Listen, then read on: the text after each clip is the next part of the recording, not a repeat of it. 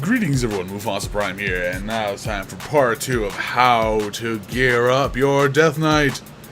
Quick little thing I like to show you guys. A lot of people have questioned, will the Amani Warbear transfer from your BC character to your Miss Pandaria character? Yes, it's actually quite nice because my Death Knight now has the Amani Warbear. Amani Warbear, Amani Warbear, Amani Warbear. It's quite nice. It's very nice, actually. I quite enjoy it, and this is my favorite mount back in Burning Crusade, and now my Death Knight has it. Huzzah! Also, Spectral Tiger also goes with every character, and, you know, simple jazz. Now, when we get to our gear, we want to look at certain aspects of the Death Knight class. You need to understand that as a Death Knight, we use Mastery. Mastery is still a very powerful stat. Now, you'll see it throughout most of my gemming will be PvP power. Now, you do see some strength gemming, some PvP resilience gemming, again, strength, natural nature. Typically, if you have the capability of getting a strength enchant, you will want that. As you see here, I have the strength enchant for my bracers, a very powerful enchant, it's always good to have. And typically, we want to go for strength as much as humanly possible, because it is the highest multiplier when it comes to damage.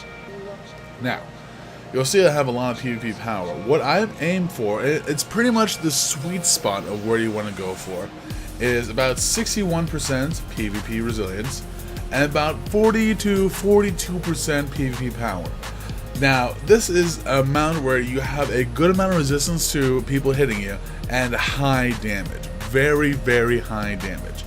Now, typically what I did was completely just reforge everything into Mastery, PvP power, Mastery.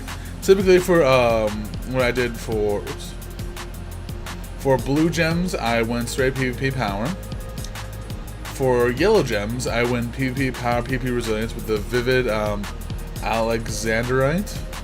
And then for red slots, I went for the bold primordial ruby. My meta I'm using is also a 216 strength with 3% increased critical effect. It's a very nice meta, and I think they removed the requirements for metas, didn't they? Yeah, so you don't have to have a certain amount of gens for it to be actually useful.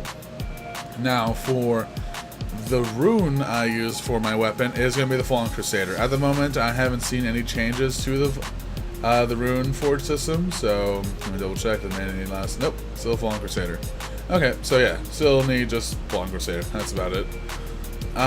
Now, one thing you'll need to realize is you have to go full PvP gear. If you rock anything PvE gear, you will not have the PvP resilience to withstand hits.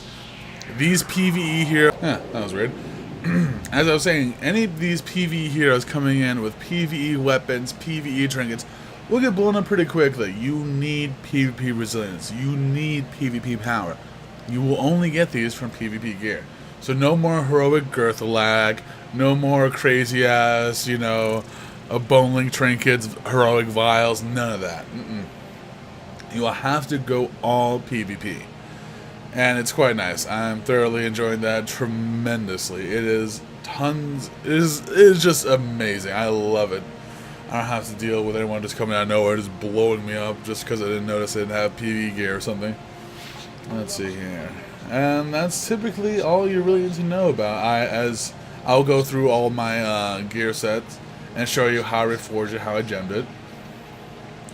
It's typically, as I said, I pretty much go all Mastery. By the time right now I have 30.02% increased Mastery. So that's 4,207. So I'm going to just go down through all these enchantments and gear, just to let you know what I did exactly. And something special. Most likely this is pretty much standard stuff to do. PvP power is a very powerful stat to go with, but it's always good to have some PvP resilience as well. Especially for the yellow gems. You know, you're not missing anything. Plus, you get the PvP resilient bonus, so the socket bonus, so it works out quite nicely. And that's it. If you have any questions, leave them down below. I will next do how to use your abilities in coordinates to fighting players, and this one will take a bit of a time because my first target will be warriors. Till then, guys, do take care.